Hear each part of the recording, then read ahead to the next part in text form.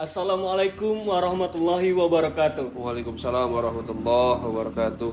Kembali lagi di segmen kesayangan kita ini. Di channel Pengen Tobat. Tanya dong Ustadz. Tanya dong Ustadz. Tanya dong Ustadz. Tanya dong di kolom komentar. Jangan di WA lagi, teman-teman. Tolong lah. Oke, selamat malam Ustadz. Selamat malam. Ya, masih bersama kita Ustadz Fernanda Arifka. Oke, untuk pertanyaan pertama, Assalamualaikum Ustadz. Waalaikumsalam warahmatullahi wabarakatuh. Bagaimana kalau niat pergi ke majelis untuk mencari jodoh? Wah, Bismillahirrahmanirrahim. Assalamualaikum warahmatullahi wabarakatuh. Waalaikumsalam warahmatullahi wabarakatuh. Hamdan bila ghayah wa syukran bila nihaya wa ba'du.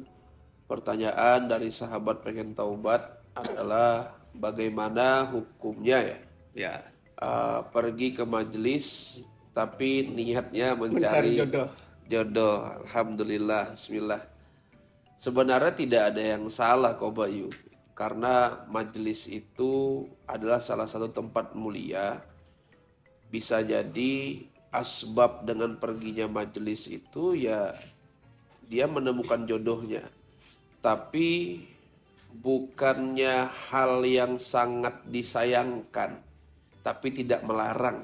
Oke. Bukannya hal yang sangat disayangkan apabila majelis yang bertabur dengan rahmat, majelis yang bertabur dengan ridho, dan majelis yang bertabur dengan syafaat Nabi Muhammad SAW tidak kita kejar itunya. Sedangkan kata ulama kita itu seperti ini. Ketika hijrah kita itu karena asbabnya dunia, sebabnya itu karena dunia, ya dia akan mendapatkan apa yang dia cari kayak gitu. Jadi majelis bisa menjadi salah satu wasilah untuk mendapatkan jodoh kita. Mendapatkan jodoh kita karena orang ini dia selalu ingin mendapatkan pendamping hidup yang baik, tapi dia tidak berusaha memperbaiki dirinya dulu. Jadi kalau kita ingin dapat pendamping hidup yang baik, ya perbaiki diri kita dulu. Di antaranya kau Bayu, perbaiki niat kita untuk pergi ke majelis. Niat karena ingin mendapatkan rahmat Allah, dibersihkan hatinya, mendapatkan ridha Allah, terus mendapatkan syafaat dari Rasulullah. Jodohnya bonus. Jodohnya bonus karena kalau perihal jodoh ini sebenarnya Allah itu jauh sebelum kita dewasa seperti ini, ya Allah sudah siapkan jodoh kita itu siapa. Sudah tertulis siapa. Tinggal nanti bagaimana cara Allah mengatur pertemuannya. Jadi bisa jadi dipertemukan di majelis karena tidak sedikit dari saudara-saudara kita yang bertemu jodohnya itu di majelis ilmu, di majelis taklim, di majelis salawat. Tapi sayang, wa in kana hijratuhu lid dunya, kata ulama, kalau hijrahnya karena dunia dia cuma mendapatkan dunia. Sayang betul. Sayang kalau misalkan hal yang kayak demikian ditukar dengan cuman sekedar mencari jodoh. Setelah dapat jodoh, belum tentu dia nak pergi majelis lagi. Karena tujuannya adalah dunia. Tapi kalau tujuannya adalah akhirat, contoh, ya Allah, saya ingin pergi majelis, ingin dapatkan rahmatmu, ingin dapat ampunanmu, ingin belajar ilmumu, ingin mendapatkan ridhomu, dan semakin cinta kepada kekasihmu Sayyidina Muhammad, maka nanti perangkat-perangkat lainnya itu nyusul. Oh, jadi jodoh itu bonus lah, Teh. Jodoh itu bonus yang syukur-syukur memang dipertemukan di tempat yang baik. Ya? Siapa sih di antara kita yang tidak menginginkan jodoh yang baik? Mau dong. Mau dong. Ya cuma orang yang tidak waras yang menginginkan jodohnya tidak baik gitu kan. Tapi insya Allah tidak ada hal yang salah sebenarnya dalam hal demikian. Cuma sayang aja, menurut kita tuh sayang aja majelis tempat bertabur rahmat, ridho, syafaat, ampunan ditukar hal demikian hanya untuk mencari jodoh. Udah dapat jodoh, enak-enak dia, nggak pergi majelis lagi. Lalai lagi pergi majelis. Akhirnya kenapa? Karena kita sebagai seorang Suami kelak ini akan ada pertanggungjawabannya dengan bagaimana kita mendidik istri kita. Jadi kalau kita tidak siapkan kita mau menikah, tapi kita tidak persiapkan tentang ilmu pernikahannya itu, hanya nikah modalnya itu karena suka sama suka. Akhirnya Allah dinomor duakan. Karena salah satu hal yang harus kita tekankan bahwa pernikahan itu bukan cuma sekadar menyatukan dua hati menjadi satu. Tapi pernikahan itu adalah dua hati menjadi satu menuju sang pemilik hati. Jadi tujuan akhirnya itu atau tujuan utamanya itu, tujuan utama dan tujuan akhirnya itu Allah. Kita ibaratkan seperti ini kok Bayu. Ada segitiga nih. Kalau lambang kayak gini nanti dibilang pula Illuminati, tapi enggak. Kita bukan laisa minhum, kita bukan dari golongan mereka. Segitiga kayak gini ya. Coba kau Bayu lah yang segitiga dak.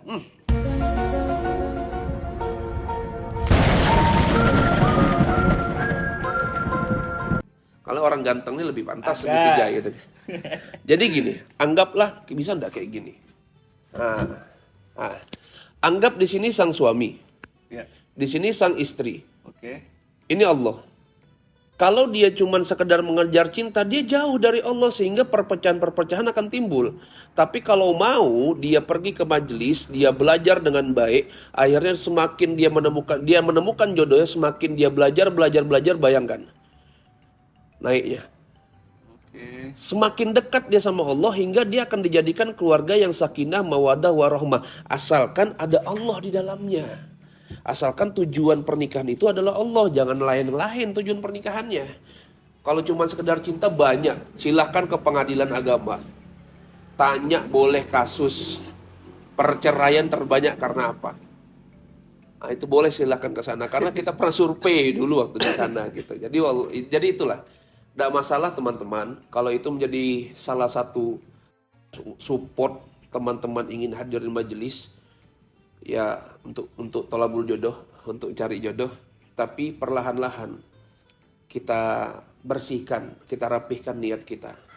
Ya pertama mengejar cintanya Allah, mendapatkan ridha Allah, mendapatkan ampunan Allah, membersihkan hati, mendapatkan syafaat Rasulullah. Sehingga dengan hal demikian kita nyaman pergi majelis dan syukur-syukur kita berdoa karena majelis itu salah satu tempat diijabah doa. Syukur-syukur dengan demikian Allah datangkan jodoh yang menjadi pelengkap, bukan cerminan, yang menjadi pelengkap diri kita. Jadi wallahu alam, silahkan teman-teman kalau mau demikian, tapi sayang sekali kau Bayu kalau cuman ditukar urusan akhirat untuk hal demikian. Wallahu alam bishawab. Jadi seperti keimanan ya, ada tingkatan-tingkatannya nih Tat. Jadi kalau dia memulai dari tingkatan misalnya seperti tadi, niat awalnya untuk mencari jodoh. Tapi kelanjutannya dia makin cinta sama Allah nih Tat, dengan niat awal untuk mencari jodoh Tat. Itu kita bilang tidak salah sebenarnya, cuma niat yang demikian jangan sampai tidak diluruskan. Oh betul. Iya toh. Kalau misalkan niatnya hadir majelis ilmu yang dia delik, PTC-nya yang itu tat. Jadi akhirnya yang dia cari adalah cuma untuk urusan diri dia aja gitu. Tapi kalau misalkan nih dia awal niatnya fadhol, kawan-kawan semua mau niat untuk itu fadhol, silahkan aja gitu. Tapi semakin bertambahnya ilmu kita, semakin bertambahnya keimanan kita, semakin jadi kita kepada Allah seharusnya. Kita perlahan-lahan hapus hal yang demikian itu gitu. Jadi kayak gitu kok Bayu. Kita masuk lagi pertanyaan kedua Tat. Selanjutnya, Assalamualaikum Tat. Waalaikumsalam warahmatullahi wabarakatuh. Gimana kalau pengen sholat tapi tidak hafal bacaan sholatnya Tat?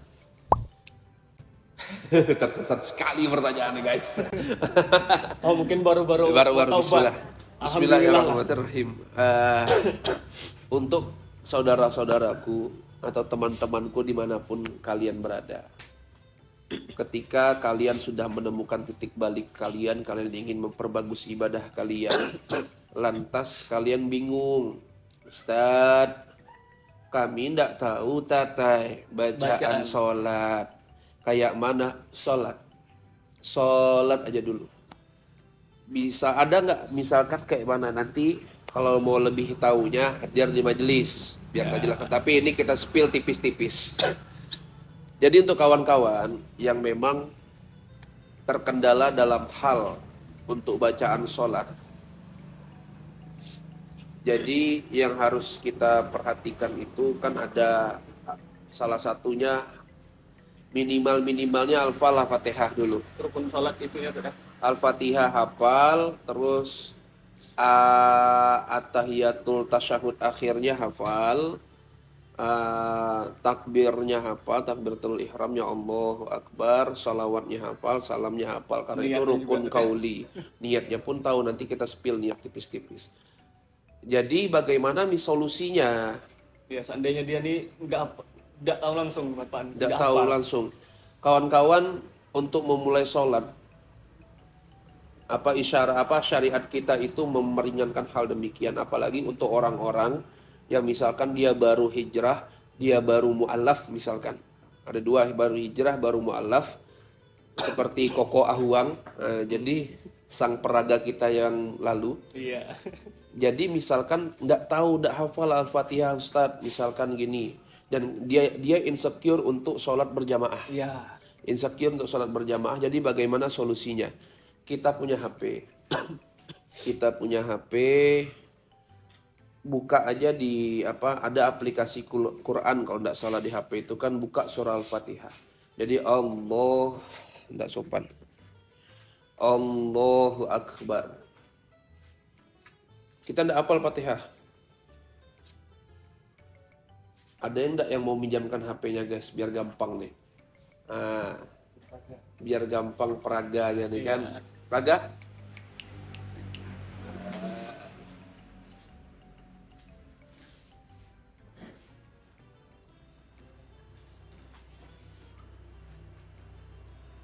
Minjam HP dong. Nah. Dadah-dadah ke kamera dulu. Jadi misalkan kawan-kawan, Allahu Akbar. Udah hafal kita Al-Fatihah, buka di Al-Quran itu. Kayak gini enggak masalah. Bismillahirrahmanirrahim. Alhamdulillahirrabbilalamin. Enggak bisa bahasa Arab, enggak bisa baca Quran, cari yang Latinnya. Cari yang Latinnya. Ini enggak masalah kalau itu saat berjamaah di masjid. Labas, enggak masalah. Kalau ada orang menyalahkan itu orang belum tahu ilmunya. Jadi Bismillahirrahmanirrahim. Alhamdulillahirrabbilalamin. Arrahmanirrahim. Maliki yaumiddin. Iyyaka na'budu wa iyyaka nasta'in. Ihdinas siratal mustaqim. Siratal ladzina an'amta 'alaihim ghairil maghdubi 'alaihim waladdallin. Amin. Makharijul hurufnya belum pas. Tajwidnya belum pas, baca aja dulu. Penting sholat dulu. Sholat dulu. Atau kalau enggak mau pakai HP, print kertas. Taruh di saku. Kertas yang seukuran saku. Enggak bisa kita baca Arabnya, tulis dengan Latinnya. Jadi ambil, baca. Nanti selesai segala macam, taruh lagi. Baru Allahu Akbar. Enggak tahu bacaan ruku. Minimalnya kita semua diam dengan seukuran kalimat subhanallah. Karena sholat itu adalah rukunnya adalah gerakan. Jadi minimal subhanallah. Samiallahu liman hamidah. Dia enggak tahu lagi bacaannya. Subhanallah. Enggak masalah itu diucap sedikit aja. Subhanallah. Atau misalkan enggak lagi sujud. Subhanallah lagi. Nah, nanti tahiyat akhir boleh kayak tadi. Cari kertas, tahiyat akhir baca. Taruh aja di bawah. Baca at-tahiyatul mubarakatus salawatut thayyibatulillah. Oh Ustadz, saya enggak bisa baca Indonesia juga. Nah, ini dah tingkatan paling bawah betul nih. Saya enggak bisa baca Arab, enggak bisa baca Indonesia, Latinnya. Lantas bagaimana? Zikir apa yang Anda hafal? La ilaha illallah. La ilaha illallah tuh baca sepanjang baca Al-Fatihah. Itu dulu. Kalau ada yang menyalahkan, ustadz yang menyalahkan yang kayak gitu, ustadznya ngantuk ngajinya yang kayak gitu. Tapi jangan sabar, Jangan, ya. jangan seumur hidup kayak Jangan gitu. kebiasaan tuh, ya. Jangan kebiasaan. Untuk pertama dimaklumi, tidak masalah. Anda Tetap- mau tetap belajar, sholat, ya. itulah. Anda mau sholat saja itu sudah prestasi luar biasa dalam hidup Anda. Dan itu perlu diapresiasi karena kenapa? Jarang ada orang yang mau sholat. Betul. Nah, padahal dia umat Islam. Umat Islam, Muslim, Islam di KTP-nya tidak mau dia sholat. Anda tidak hidup selamanya. Jadi kita ini harus bisa hal demikian sampai syariat itu meringankan kok Bayu. Meringankan. Sekarang apa alasan Anda lagi tidak sholat? Tidak sholat. Kan kayak gitu. Jadi untuk kawan-kawan semua, ya kalau memang apa, itu cara pertamanya. Cara pertamanya.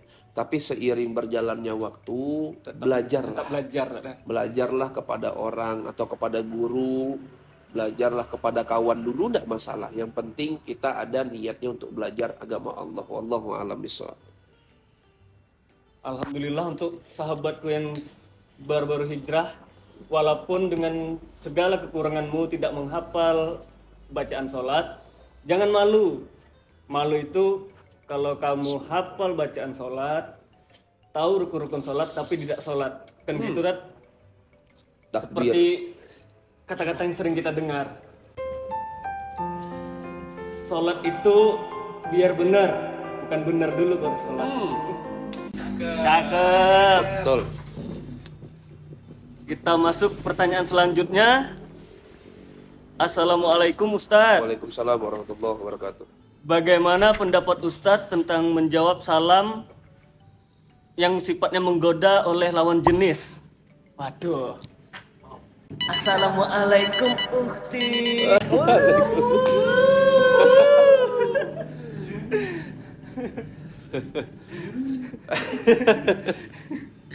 Ada aja ya. Bagaimana itu? Bismillahirrahmanirrahim.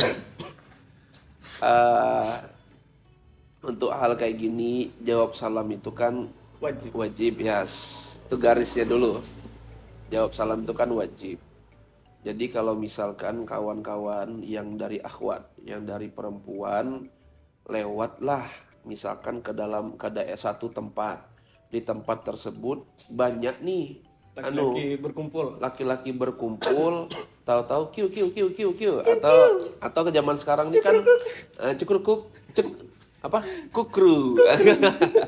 Jadi zaman sekarang ini kan banyak nih, apalagi ngelihat akhwat-akhwat yang baru hijrah yang kerudungnya bagus, maksudnya bagus itu adalah panjang, sehingga orang-orang yang berkumpul tuh misalkan Assalamualaikum ukhti. Nah, apakah salam tersebut harus dijawab apa tidak? Saya berikan beberapa solusi.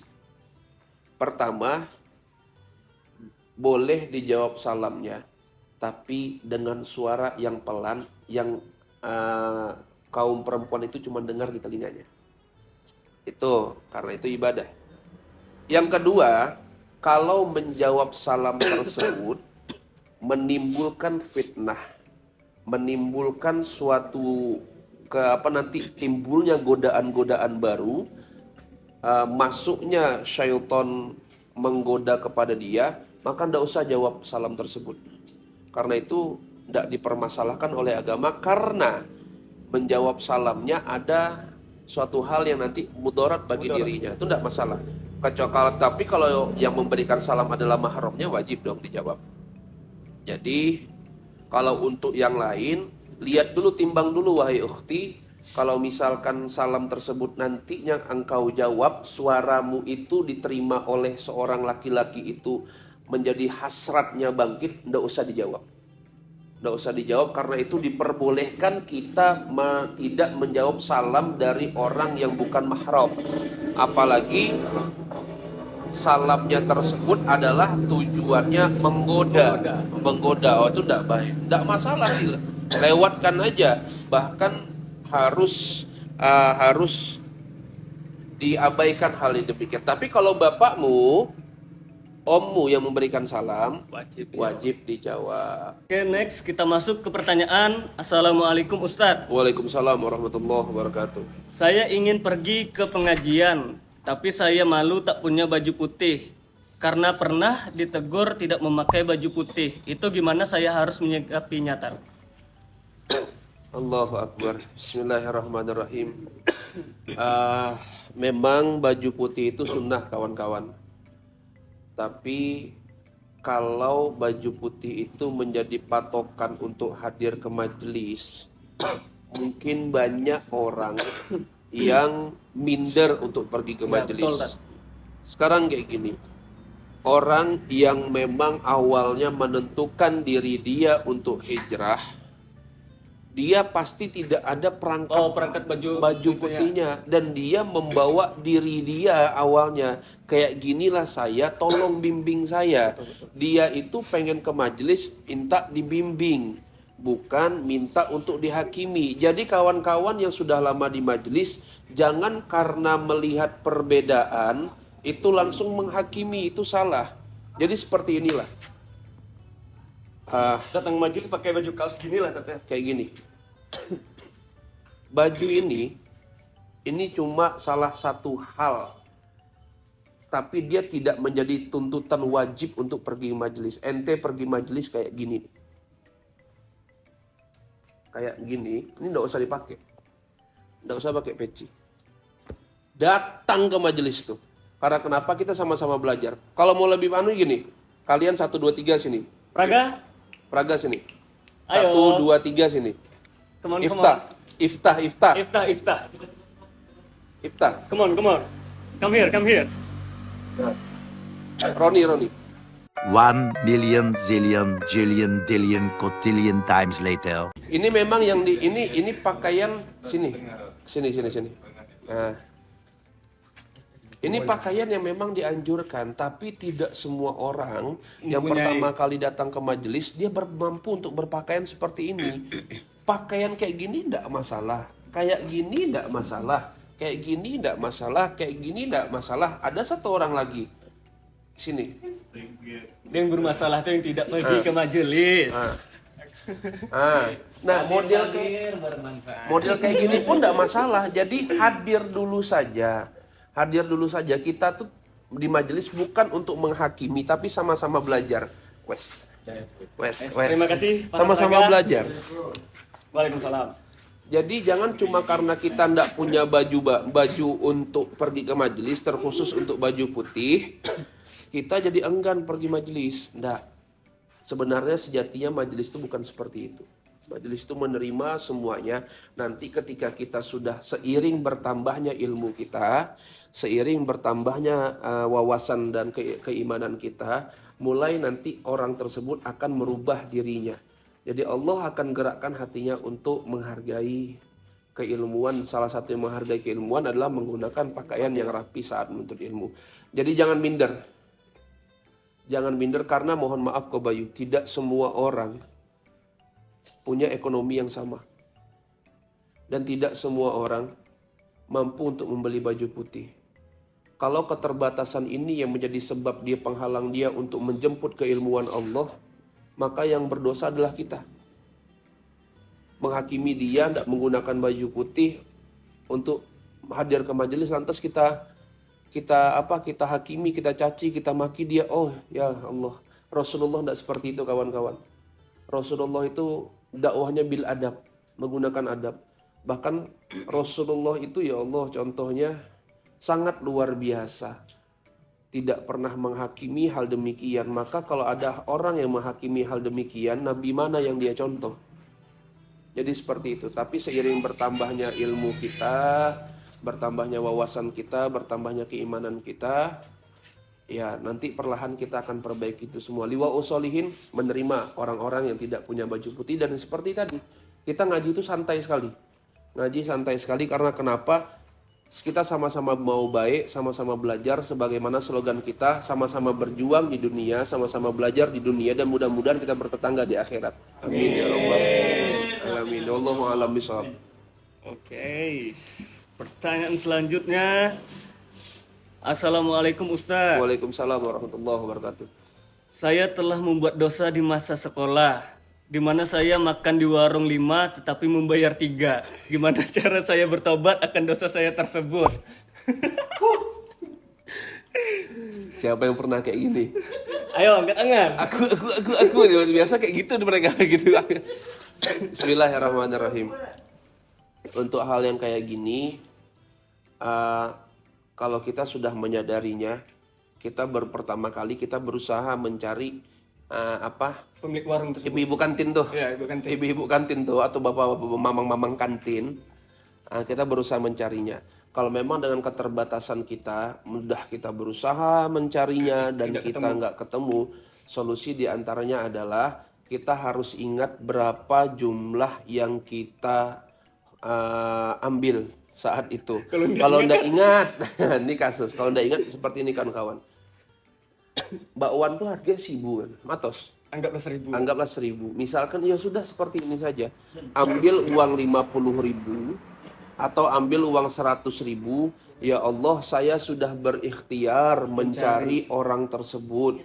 Karena saya baru tahu hukumnya, ya Allah, saya sudah ikhtiar mencari orang tersebut kemana-mana tapi tidak menemukan orangnya. Ya Allah, saya berinfak ini dengan niat membayar hal tersebut, dan saya meniatkan ini untuk orang si punya kantin itu, infakkan, dan itu insya Allah diampuni dosa kita. Insya Allah diampuni dosa kita karena kita sudah berusaha dulu mencarinya. Berarti ikhtiar dulu. Ikhtiar dulu. Jadi setelah ikhtiar tidak ketemu, ya kayak gitulah salah satu solusinya. Lebihkan saja uangnya, ya Allah, saya sudah ikhtiar, saya sudah mencari tapi tidak ketemu. Ya Allah, mudah-mudahan ini dapat menebus, dan dapat menebus, dan saya niatkan ini untuk beliau. Yang kemarin gorengannya saya ambil 5, saya bayar 3. Jadi seperti itu kawan-kawan. Itu Islam itu adalah solusi. Jadi insya Allah semua ada solusinya yang tidak keluar dari syariat yang dibahasakan oleh ulama-ulama kita. Wallahu a'lam bishawab. Pertanyaan selanjutnya datang dari Muhjisel Riau. Pertanyaan di kolom komentar YouTube. Mantap nih Muhji. Ini kayak gini Itu nih, bagus. Tanya di kolom komentar. Pertanyaannya, Assalamualaikum Ustaz. Waalaikumsalam warahmatullahi Tanya dong, wabarakatuh. jika kita pernah melakukan dosa besar terhadap teman, kita sudah meminta maaf tapi dia tidak memaafkan kita, apa kita sudah bebas dari dosa tersebut? Bismillahirrahmanirrahim. Untuk hal seperti ini, Anda luar biasa. Siapa tadi namanya? Dari Muhjisel Riau.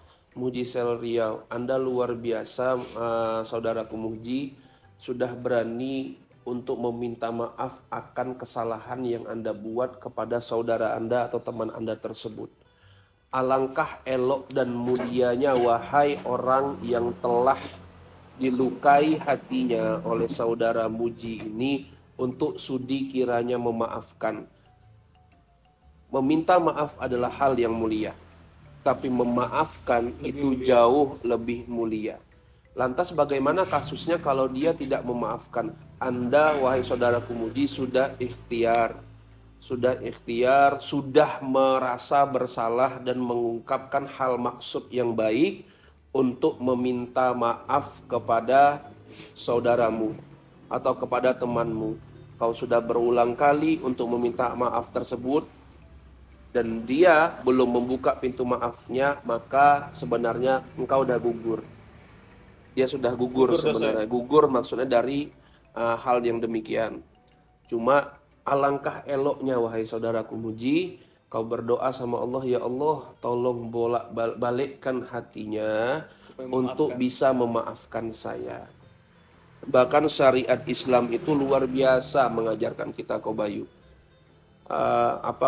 Idza huyitum bitahiyatin fahayyu bi ahsana minha aw rudduha, kata Allah. Bahkan kalau ada orang mengucapkan salam sama kita, contoh assalamualaikum, waalaikumsalam, Allah itu mengajarkan kita untuk bi ahsanul minha aw rudduha, yaitu mengajarkannya itu Allah itu balaslah dengan balasan yang lebih baik. Jadi kalau ada assalamualaikum, kita jawab waalaikumsalam warahmatullah. Dan ketika orang tersebut mengucapkan salam assalamualaikum warahmatullah, kita jawab waalaikumsalam warahmatullahi wabarakatuh. Ini syariat Islam. Artinya apa? Artinya kita itu saling mendoakan, saling memaafkan, ibarat saling mengasihi satu sama lain. Ini yang diajarkan Rasulullah Shallallahu Alaihi Wasallam kepada kita. Maka kalau bisa orang yang pernah dilukai hatinya oleh muji tersebut memaafkan kesalahannya yang dikatakannya itu kesalahan besar ya. Yang dikatakan itu kesalahan besar, dan untuk wahai kau saudaraku muji, jangan berkecil hati, kau luar biasa, karena di antara 10 orang mungkin hanya 1 orang yang mau mengakui kesalahannya dan meminta maaf kepada saudaranya. Ini dia harus berantem dulu dengan diri dia sendiri. Karena kenapa? Orang ini kebanyakan mohon maaf lebih mengutamakan gengsi. Padahal Islam tidak demikian. Jadi tenang saja, insya Allah ikhtikat baikmu itu sudah dinilai, sudah dipandang oleh Allah. Tinggal engkau berdoa, ya Allah, saya sudah berikhtiar, tolong ya Allah bolak-balikkan hatinya untuk memaafkan saya. Wallahu a'lam bishawab. Oke, terima kasih untuk jawabannya Ustadz. Oke, terima kasih Ustadz. Untuk malam ini kita tutup dulu segmen Su'ila ilal Ustazih malam ini. Assalamualaikum warahmatullahi wabarakatuh. Waalaikumsalam warahmatullahi Jumpa lagi minggu depan. wabarakatuh.